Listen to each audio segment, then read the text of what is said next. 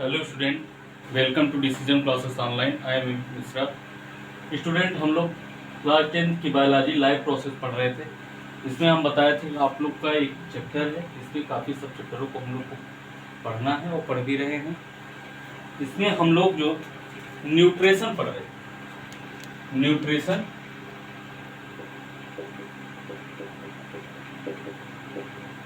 Nutrition में हम लोगों ने सर्वप्रथम प्लांट इन न्यूट्रिशन पढ़ा।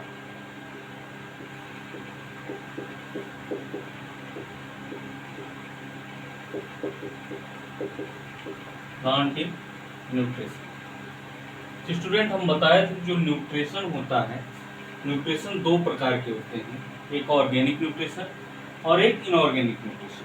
ऑर्गेनिक न्यूट्रिशन जैसे जो हम इंटेक करते हैं फूड के रूप में, कार्बोहाइड्रेट जिसमें कार्बन ऐड है, कार्बोहाइड्रेट, फैट, प्रोटीन, तथा इनऑर्गेनिक न्यूट्रिशन जैसे वाटर, NaCl, सोडियम, क्लोराइड, ये सभी inorganic nutrition.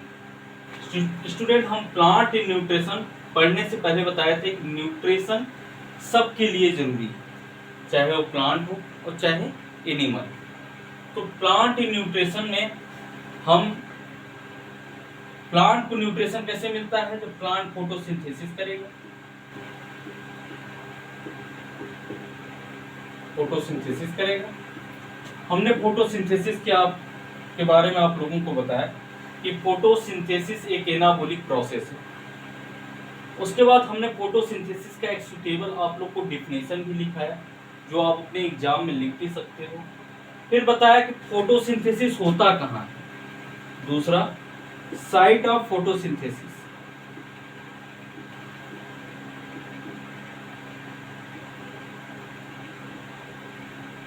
Site of photosynthesis बताया कि फोटोसिंथेसिस इन क्लोरोप्लास्ट होता है, इन क्लोरोप्लास्ट। इन क्लोरोप्लास्ट फोटोसिंथेसिस होता है। मतलब जैसे ह्यूमन जो भोजन इंटेक करता है तो भोजन बनता कहाँ है, जैसे एक मकान में एक किचन रूम होता है, वैसे ही प्लांट में फूड बनता कहाँ है, तो क्लोरोप्लास्ट में बनता है। और क्लोरोप्लास्ट में किसकी वजह से बनता है, तो क्लोरोप्लास्ट में ही उपस्थित होता है क्या, क्लोरोफिल, जिसे फोटोसिंथेसिस पिगमेंट भी कहते हैं, वो होता है क्लोरोफिल। हमने बताया ग्रीन प्लांट है, तो ग्रीन प्लांट के बाद ग्रीन प्लांट के पास जो है फोटोसिंथेसिस पिगमेंट क्लोरोफिल होता है, फोटोसिंथेसिस पिगमेंट क्लोरोफिल होता है। और यदि क्वेश्चन ऐसा हो कि प्लांट जैसे ग्रीन, जो प्लांट ग्रीन नहीं है और कलर के हैं, तो जैसे कुछ प्लांट ब्राउन, तो ऐसे प्लांट के लिए क्या क्लोरोफिल ही पिगमेंट होते हैं, नहीं। ऐसे प्लांट के लिए फोटोसिंथेसिस पिगमेंट चेंज हो जाता है।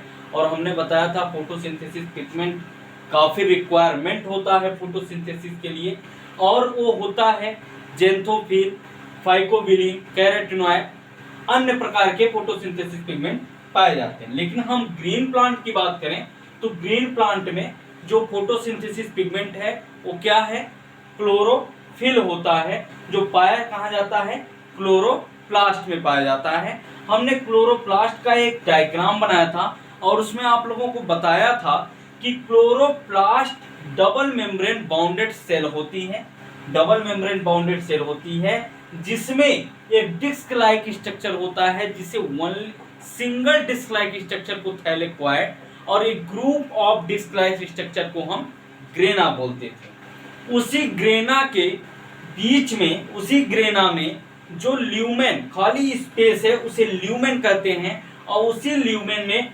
क्लोरोफिल प्रेजेंट होता है, जो कि फोटोसिंथेसिस पिगमेंट है, जो कि फोटोसिंथेसिस पिगमेंट है।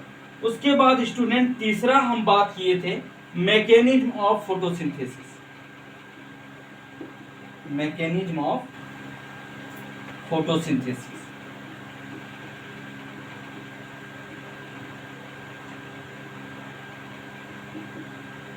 मैकेनिज्म ऑफ फोटोसिंथेसिस के बारे में बात किए थे कि फोटोसिंथेसिस की मैकेनिज्म कैसे होती है। तो फोटोसिंथेसिस के मैकेनिज्म में स्टूडेंट हम आप लोगों को बताए थे कि दो रिएक्शन इन्वॉल्व होता है। एक होता है लाइट रिएक्शन और दूसरा था डार्क रिएक्शन।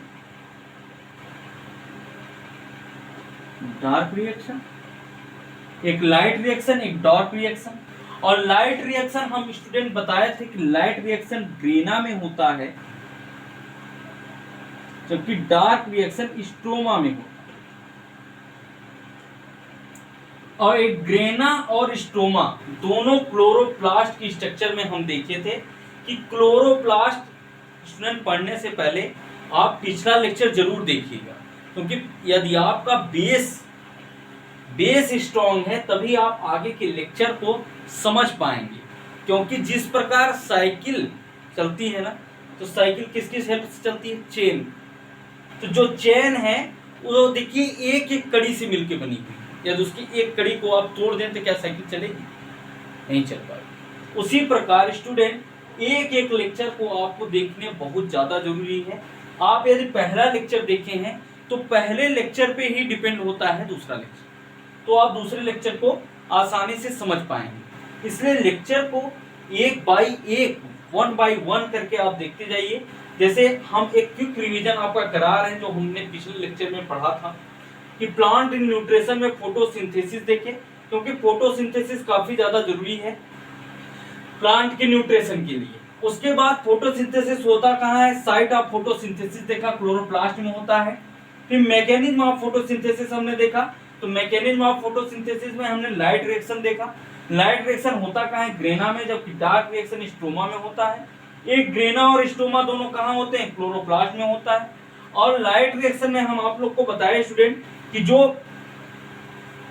आपका फोटोसिंथेसिस का रिएक्शन था, ये रिएक्शन आप याद कर लीजिए स्टूडेंट। और याद क्या करना है? आप जानते हैं कार्बन डाइऑक्साइड प्लस वाटर बन के कार्बोहाइड्रेट का निर्माण करता है, जो हमने इसमें लिखवाया भी था फोटोसिंथेसिस के डिफिनेशन में। Photosynthesis is process by which green plant synthesize carbohydrate to from carbon dioxide and water by using solar energy and chlorophyll pigment. तो कार्बन डाइऑक्साइड प्लस वाटर जो है मिलके क्या बनाता है? कार्बोहाइड्रेट C6H12O6 प्लस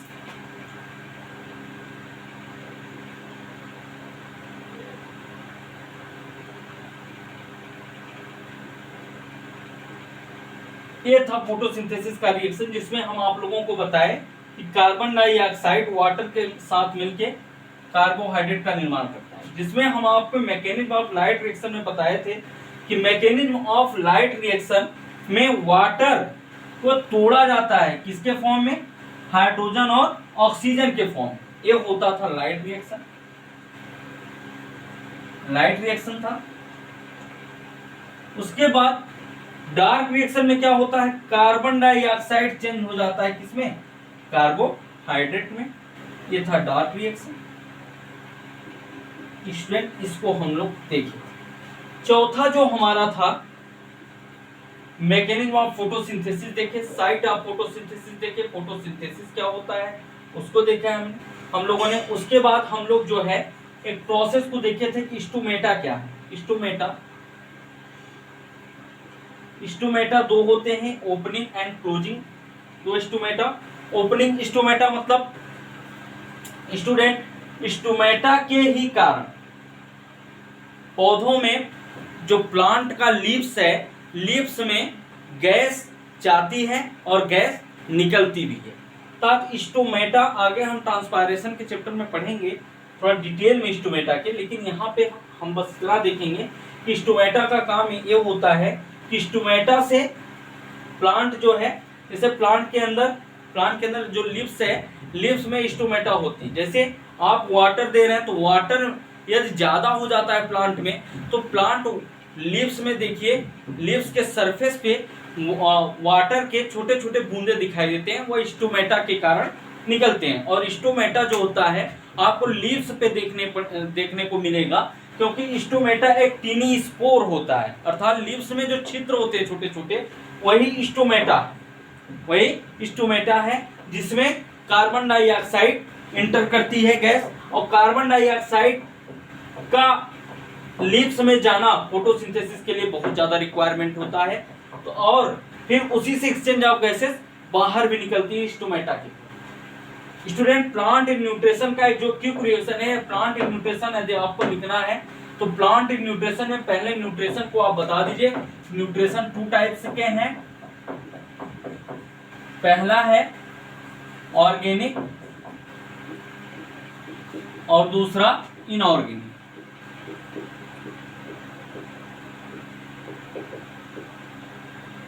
उसके बाद आप प्लांट इन न्यूट्रिशन में पहला प्रोसेस फोटोसिंथेसिस को बताइए, और फोटोसिंथेसिस क्या होता है, क्या इसकी डिफिनेशन है, फिर फोटोसिंथेसिस कहाँ होता है, हम साइट ऑफ फोटोसिंथेसिस देखते हैं, फिर मैकेनिज्म ऑफ फोटोसिंथेसिस देखते हैं कि फोटोसिंथेसिस की मैकेनिज्म क्या है। ज्यादा डीपली नहीं स्टूडेंट, शॉर्ट में आप इसको बता सकते हैं आराम से, और जो है आप अच्छा नंबर गेन कर सकते हैं। उसके बाद चौथा हम थोड़ा सा स्टोमेटा के बारे में बता देंगे कि स्टोमेटा का फंक्शन क्या होता है, या स्टोमेटा है क्या। स्टोमेटा एक टीनी स्पोर होता है जो लीव्स के सरफेस पे पाया जाता है। इसके हेल्प से जो है वाटर का लॉस्ट होता है, वाटर बाहर निकलते हैं और कार्बन डाइऑक्साइड अंदर जाता है लीव्स में। ये था प्लांट इन न्यूट्रिशन, और प्लांट इन न्यूट्रिशन हमारा खत्म हुआ। प्लांट इन न्यूट्रिशन हम पढ़ लिए। ये हमारे प्लांट न्यूट्रिशन के सारे प्रोसेस थे जो हम बारी बारी करके पढ़े कि प्लांट न्यूट्रिशन में फोटोसिंथेसिस बहुत ज्यादा जरूरी है।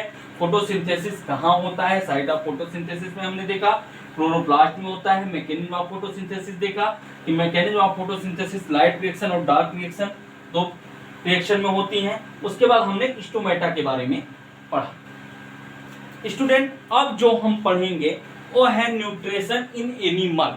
जैसे हमने प्लांट में पढ़ा वैसे हम एनिमल के बारे में पढ़ते हैं कि एनिमल न्यूट्रिशन कैसे करते हैं।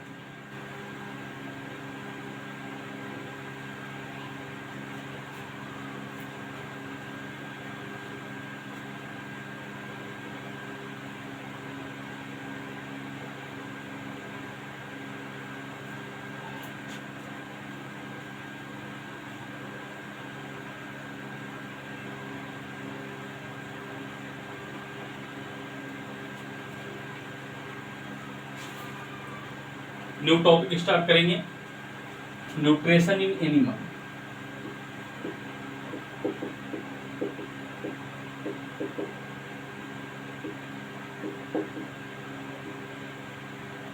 Nutrition in animal. स्टूडेंट, हम लोग जानते थे या जानते हैं, पिछले लेक्चर में हम बताएं आपको कि न्यूट्रिशन के जो पार्ट हैं वो दो होते हैं, एक ऑटोट्रॉपिक न्यूट्रिशन, एक हेटरोट्रॉपिक न्यूट्रिशन। और ऑटोट्रॉपिक न्यूट्रिशन मतलब ऑटोट्रॉपिक और हेटरोट्रॉपिक।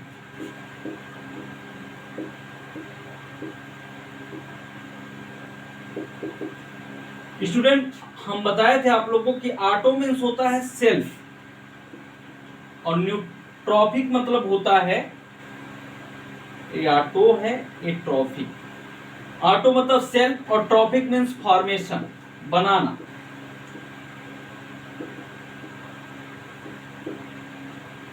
तो हम जब प्लांट इन न्यूट्रिशन पढ़ रहे थे तो उसमें हमने देखा कि प्लांट जो है ऑटोट्रॉपिक होते हैं क्योंकि वो अपना भोजन स्वयं बनाते हैं।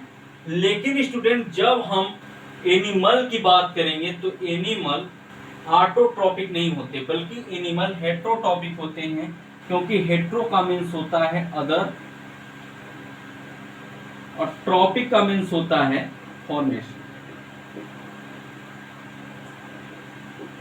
जो किसी और दूसरे के ऊपर डिपेंड होते हैं, दूसरे से अपना भोजन बनाते हैं दूसरे के द्वारा, वो होते हैं हेटरोट्रॉपिक न्यूट्रिशन। तो पौधों में हम देखे थे कि जो प्लांट होते हैं वो ऑटोट्रॉपिक न्यूट्रिशन करते हैं, जबकि एनिमल हेटरोट्रॉपिक न्यूट्रिशन करते हैं। और ये बहुत कॉमन बात है स्टूडेंट, और आप इसको जानते भी होंगे और इसको जानना भी है।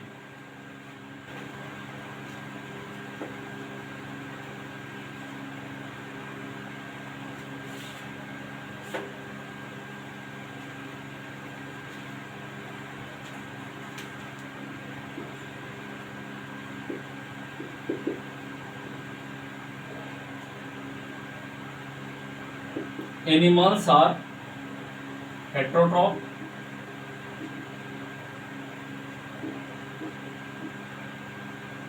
और जब हेट्रोट्रॉफ है इसका मतलब क्या हुआ, इसका मतलब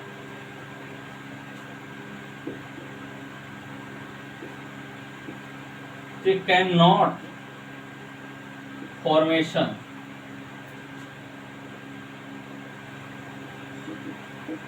their own food.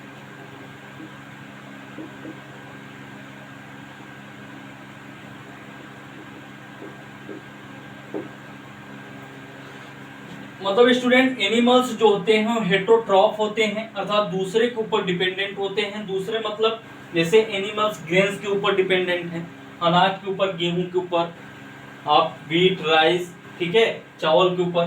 तो जो एक हम लोग का प्रॉपर मील है दाल, रोटी, सब्जी, ठीक है, तो एनिमल्स हेट्रोट्रॉफ होते हैं। और जब हेट्रोट्रॉफ है इसका मतलब है कि ये भोजन नहीं बनाते, देयर ओन फूड, अपने लिए स्वयं भोजन नहीं बनाते, बल्कि दूसरे के ऊपर क्या होते हैं, डिपेंडेंट होते हैं। और ऐसे ये जो है न्यूट्रिशन एनिमल के होते हैं। इसके बाद स्टूडेंट इनकी कई कैटेगरियां होती हैं जिसे हम देखेंगे, जैसे हर्बीवोर,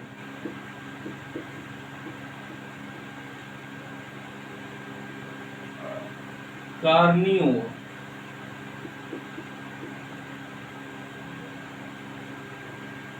ओमनीवोर, और काफी होते हैं जैसे सैंगीवोर,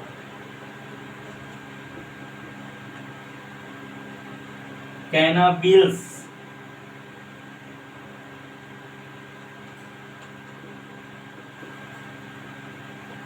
तो इनकी काफी कैटेगरियां होती हैं। जैसे हर्बीवोर, हर्बीवोर का मतलब हम जानते हैं स्टूडेंट शाकाहारी। हर्बीवोर मतलब अब एनिमल का न्यूट्रिशन पढ़ रहे हैं, तो एनिमल के न्यूट्रिशन में अब एनिमल कई प्रकार के होते हैं स्टूडेंट। कुछ हर्बीवोर भी होते हैं, कार्निवोर भी होते हैं, ओमनीवोर भी होते हैं, और हम देखेंगे तो सैंगीवोर होते हैं, और कैनाबिल्स। ऐसे कई प्रकार की कैटेगरियां पाई जाती हैं एनिमल्स में।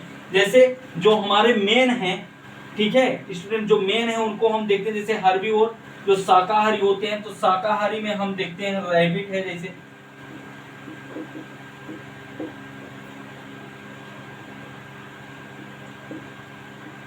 रैबिट है, हिरन है, ये सब जो है हर्बीवोर में आते हैं। जबकि कार्निवोर मीन्स मांसाहारी, तो मांसाहारी में आप जानते ही हो लायन, टाइगर, ये सब स्टूडेंट जो है वो कार्निवोर में आते हैं। और ओमनीवोर की बात करें, सर्वाहारी, जो शाकाहार भी हो और मांसाहार भी हो, उसे ओमनीवोर कहते हैं, सर्वाहारी।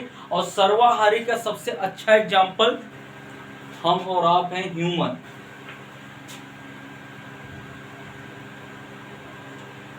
ह्यूमन। सैंगीवोर स्टूडेंट, सैंगीवोर मतलब जो ब्लड को सेकिंग करते हैं, खून चूसते हैं, तो सैंगीवोर खून चूसने वाले लीच हो गए, मॉस्किटो हो गए, ठीक है। उसके बाद कैनेबिल्स, कैनेबिल्स में स्टूडेंट ऐसे जीव जो अपने ही प्रजाति को इंटेक करते हो, खाते हो, अपने ही प्रजाति को खाते हो, जैसे स्कॉर्पियन इसका बहुत अच्छा एग्जांपल है, बिच्छू।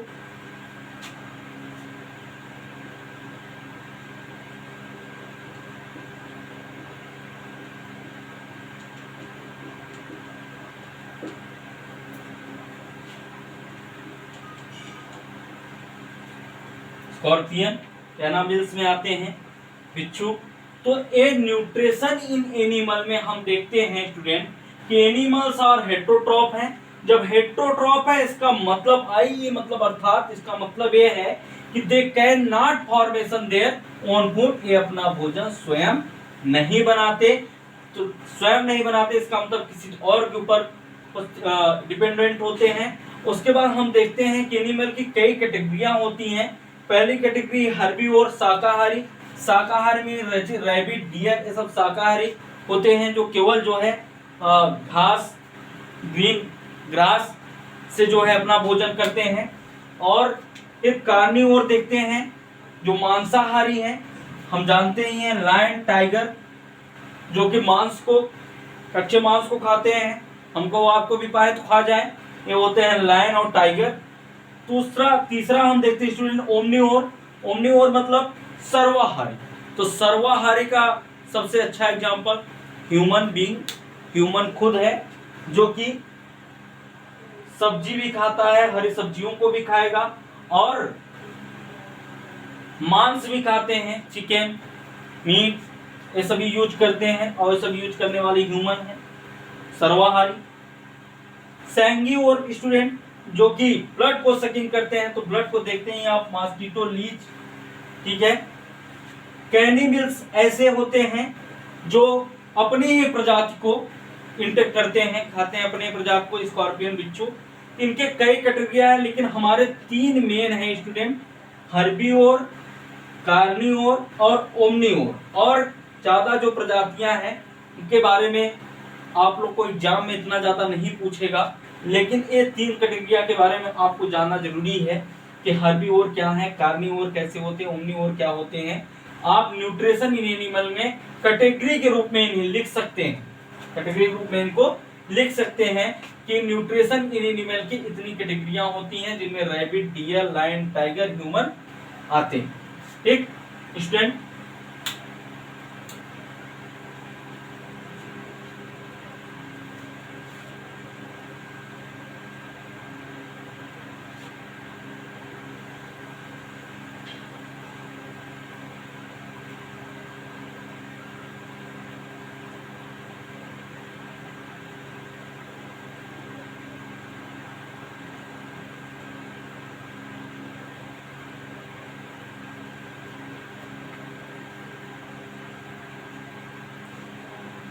अब हम देखते हैं स्टूडेंट कि एनिमल जो है, एनिमल में एक होते हैं यूनिसेलुलर ऑर्गेनिज्म, 2 ऑर्गेनिज्म होते हैं, यूनिसेलुलर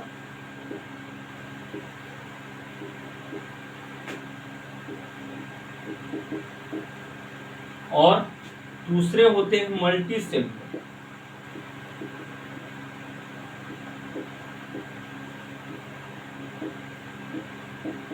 मल्टीसेलुलर ऑर्गेनिज्म होते हैं, एक यूनिसेलुलर ऑर्गेनिज्म और दूसरे मल्टीसेलुलर ऑर्गेनिज्म। स्टूडेंट, जो आपकी एनसीईआरटी बुक है उसमें यूनिसेलुलर ऑर्गेनिज्म के बारे में पहले बताया गया है, फिर मल्टीसेलुलर ऑर्गेनिज्म के बारे में बताया गया है। न्यूट्रिशन इन एनिमल में पहले यूनिसेलुलर ऑर्गेनिज्म के बारे में बताया गया है, फिर मल्टीसेलुलर ऑर्गेनिज्म के बारे में जिक्र किया गया है। तो स्टूडेंट, जो होते हैं पहला यूनिसेलुलर ऑर्गेनिज्म और मल्टीसेलुलर ऑर्गेनिज्म में क्या डिफरेंस है?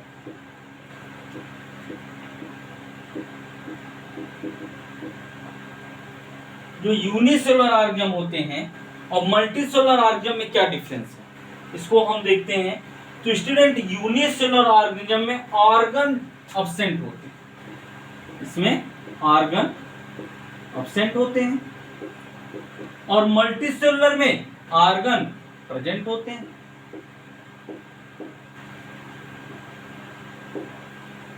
ऑर्गन प्रेजेंट होते हैं, जैसे इसमें डाइजेशन यदि होगा मल्टीसेलुलर ऑर्गेनिज्म में, तो डाइजेशन के लिए कई डाइजेस्टिव पार्ट हैं, कई डाइजेस्टिव पार्ट हैं। उस डाइजेस्टिव पार्ट में जैसे हम डाइजेशन के लिए स्टमक, स्टमक के बाद intestine, small intestine, large intestine, उसके बाद कई एंजाइम जो कि डाइजेशन के लिए हेल्प करता है।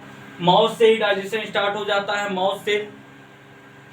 तो जो है मल्टीसेलुलर ऑर्गेनिज्म के लिए कई ऑर्गन होते हैं, कई पार्ट होते हैं, ठीक है। लेकिन यूनिसेलुलर ऑर्गेनिज्म में स्टूडेंट ऐसा नहीं होता, उसमें ऑर्गन अब्सेंट होते हैं। जैसे यूनिसेलुलर ऑर्गेनिज्म में हम एग्जांपल ले लेते हैं।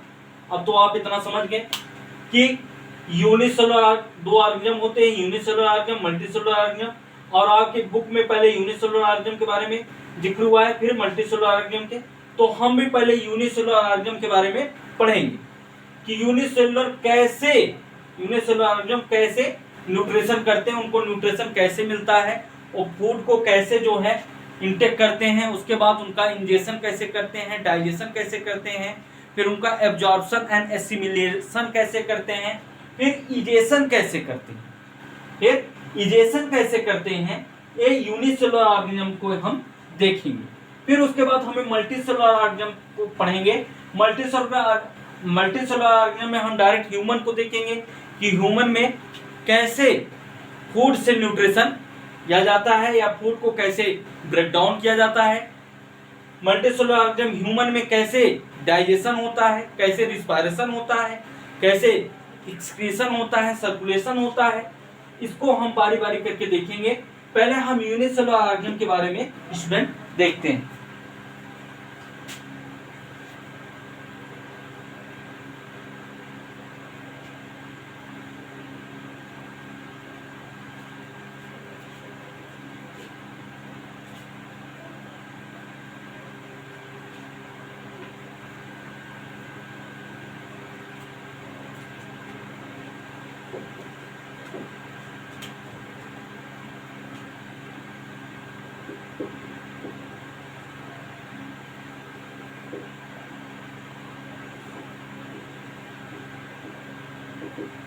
यूनिसेलुलर ऑर्गेनिज्म, और यूनिसेलुलर ऑर्गेनिज्म का जो सबसे अच्छा एग्जांपल है अमीबा। अमीबा आप जानते हैं स्टूडेंट कि अमीबा कहाँ होता है, कहाँ पाया जाता है अमीबा। तो अमीबा जो है आपको ऐसे दिखाई नहीं देंगे, आपको ऐसे अमीबा दिखाई, आपके नेक्ड आई से ऐसे अमीबा दिखाई नहीं देंगे। अमीबा आपका जैसे गंदे पानी में, ठीक है, ऐसे जगह अमीबा पाया जाता है।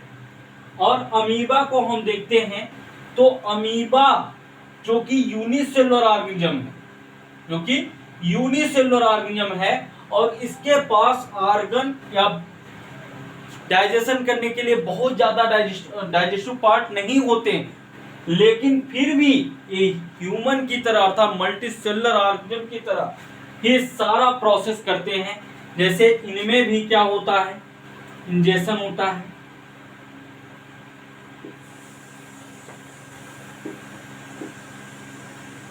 इनमें भी डाइजेशन होगा,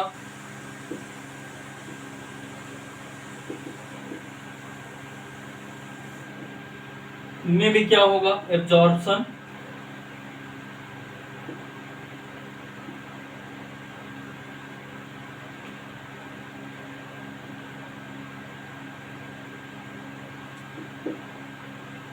या एसिमिलेशन, एसिमिलेशन होगा,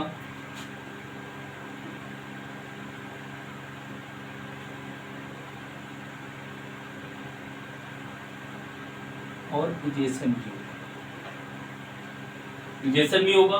अमीबा एक यूनिसेलुलर ऑर्गेनिज्म है, ऐसा ऑर्गेनिज्म है, यूनिसेलुलर ऑर्गेनिज्म है,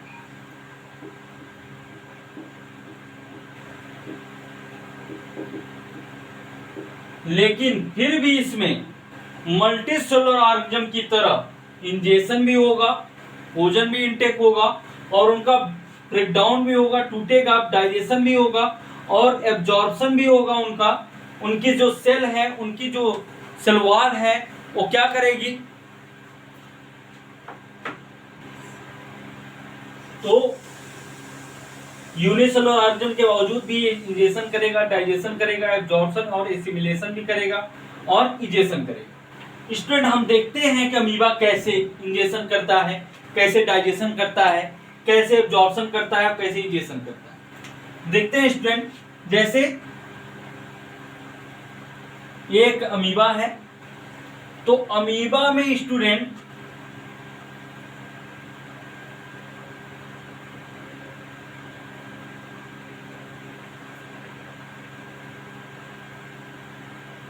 अमीबा में ये जो होंगे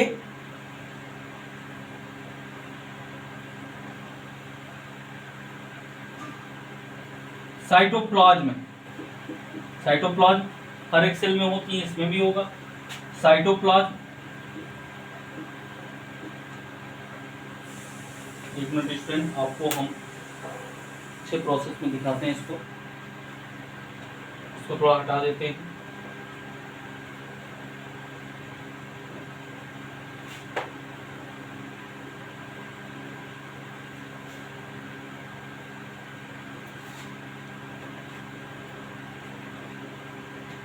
इधर लिख देते हैं इसको, इसमें एसन होगा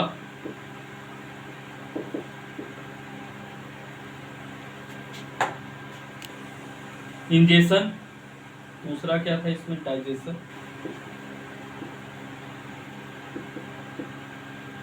तीसरा प्रोसेस था एब्जॉर्प्शन,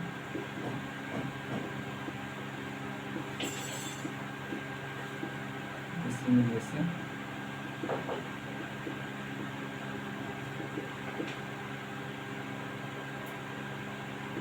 चौथा था इजेशन। यही हमको देखना है स्टूडेंट कि यह इंजेशन कैसे करता है, फिर डाइजेशन कैसे करता है, फिर एब्जॉर्प्शन कैसे करता है और इजेशन कैसे करता है। चारों प्रोसेस हमें देखना है अमीबा में।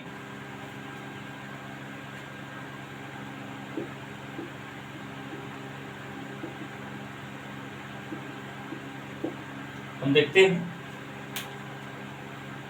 अलग कलर से देखते हैं।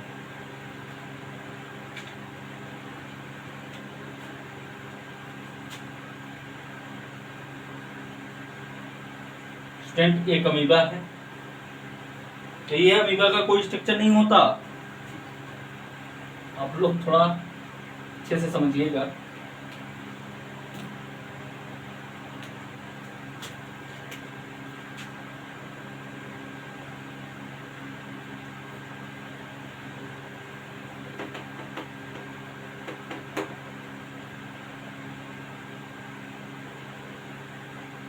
अमीबा है, इसमें देखते हैं स्टूडेंट जो वॉल है इसे साइटोप्लाज्म कहते हैं।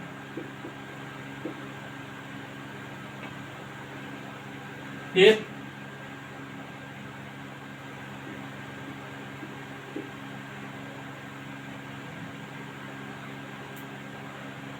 इसमें न्यूक्लियस भी होता है,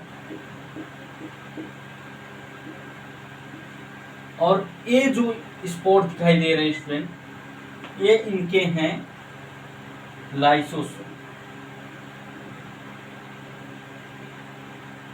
लाइसोसोम और स्टूडेंट जो ये दिखाई दे रहे हैं इनके उभरे हुए भाग इन्हें कहते हैं स्यूडोपोडिया। स्यूडोपोडिया, स्यूडोपोडिया आप जानते ही हैं कि फिजिक्स पढ़ते हैं ना, फिजिक्स में देखिए जहां जब कोई फोर्स नहीं लगता, कोई फोर्स काम नहीं करता, तो वहां स्यूडो फोर्स लगाया जाता है। और स्यूडो मीन्स होता है false, pseudo means false, false force. तो स्यूडो मीन्स फॉल्स और पोडिया मीन्स होता है लॉन्ग। तो इनके फॉल्स लेग होते हैं, फॉल्स लेग होते हैं, आप जानते ही हैं। और न जानते हो तो फिर जान लीजिए कि स्यूडोपोडिया का मतलब क्या होता है। उसके बाद जो इनकी वॉल है तो साइटोप्लाज्मिक वॉल होती है, तो साइटोप्लाज्म सबके पास होता है, तो इनके पास भी साइटोप्लाज्म है। और स्टूडेंट एक इनके पास जो सबसे अच्छा ऑर्गन है वो है लाइसोसोम। और लाइसोसोम जो होता है इसमें एंजाइम का फॉर्मेशन होता है, अर्थात इसमें एंजाइम भरे होते हैं लाइसोसोम। और एक होता है इनके पास न्यूक्लियस। क्या होता है? न्यूक्लियस।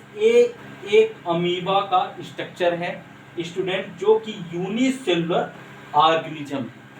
क्या है? Unicellular organism.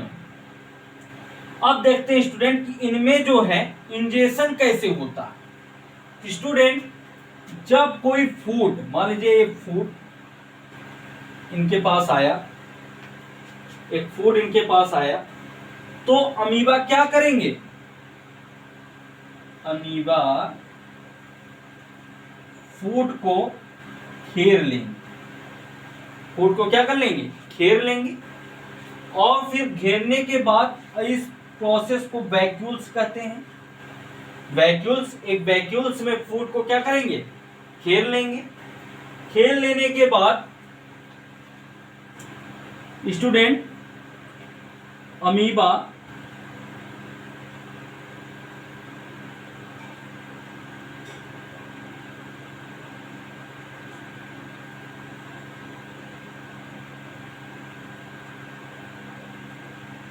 जो है किस वैक्यूल्स में घेरते हैं से कहते हैं फैगोसोम। फैगोसोम जिसमें कि भोजन फूड भरा होता है। और फैगोसोम के जस्ट पीछे मीजोसोम होता है। क्या है स्टूडेंट? मीजोसोम। तो अमीबा जैसे ही फैगोसोम और मीजोसोम दोनों आपस में जैसे ही फ्यूज करेंगे, जैसे ही फैगोसोम में क्या है, जिस वैक्यूल्स में घेरा इसे फैगोसोम कहते हैं।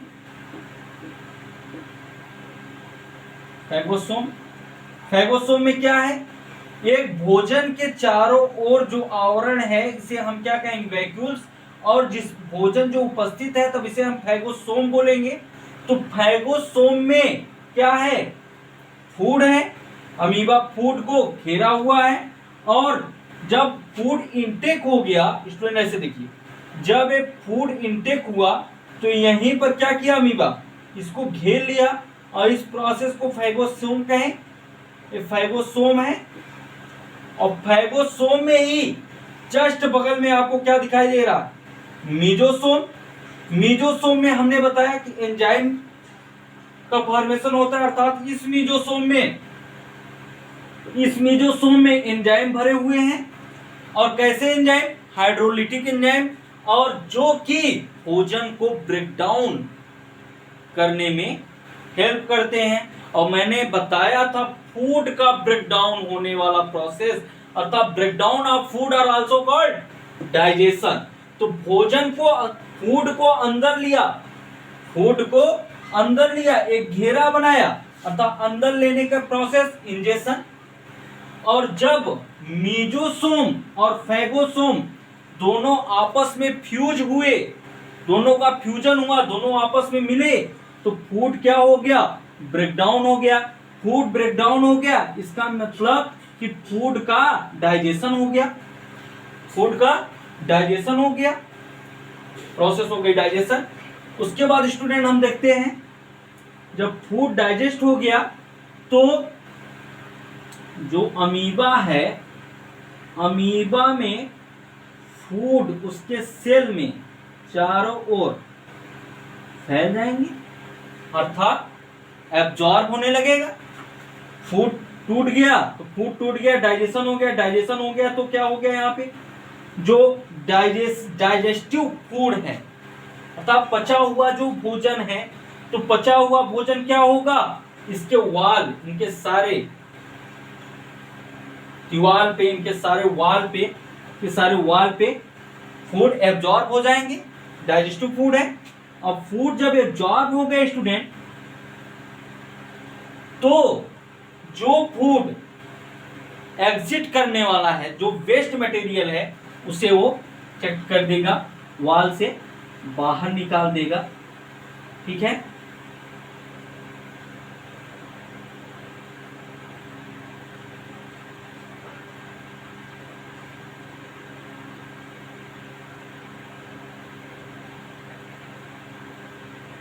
और फिर इन्हें पास आउट कर देगा बाहर।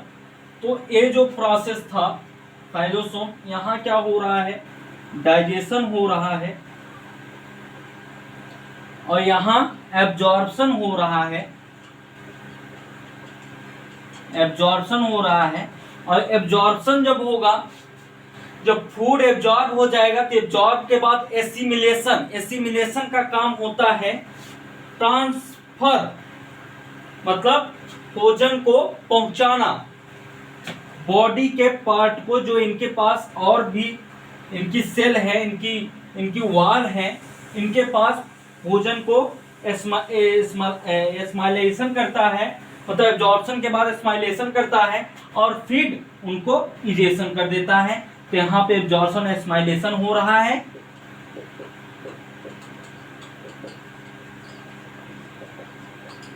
और यहाँ पे क्या हो रहा है स्टूडेंट, इजेशन। ये हुआ unicellular organism like amoeba, unicellular organism like amoeba का प्रोसेस, जो कि अमीबा एक यूनिसेलुलर ऑर्गेनिज्म और यूनिसेलुलर ऑर्गेनिज्म और मल्टीसेलुलर ऑर्गेनिज्म। स्टूडेंट, हमने देखा जो यूनिसेलुलर ऑर्गेनिज्म है वो है अमीबा। अमीबा में यूनिसेलुलर है, फिर भी इसमें मल्टीसेलुलर की तरह इंजेक्शन होता है। इंजेक्शन हमने यहाँ देखा कि जो है अमीबा में जैसे फूड अंदर आता है उसको एक घेरे में घेर लेता है और उसको कहते हैं फैगोसोम। फैगोसोम और मीजोसोम जब आपस में फ्यूज होते हैं वहां डाइजेशन हो जाता है। डाइजेशन के बाद जब डाइजेस्टिव फूड एब्जॉर्ब होते हैं, इसके सारे वाल के पास जाते हैं, वहां पे एब्जॉर्प्शन और एस्माइलेशन का मतलब होता है ट्रांसफर करता है वो फूड को। उसके बाद जो वेस्ट फूड होता है वो इजेशन का मतलब होता है आउटसाइड सेल से बाहर निकल जाते हैं।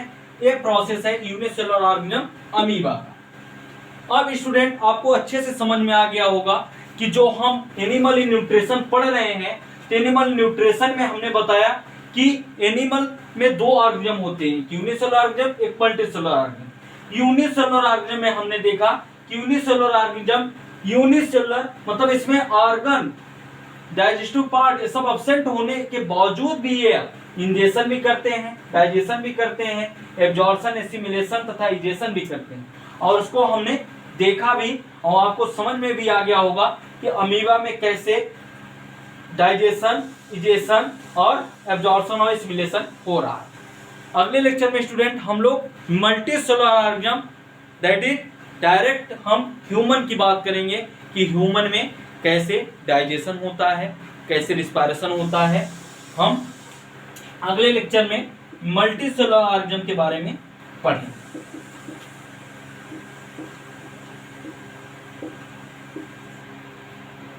Okay student, okay, thank you.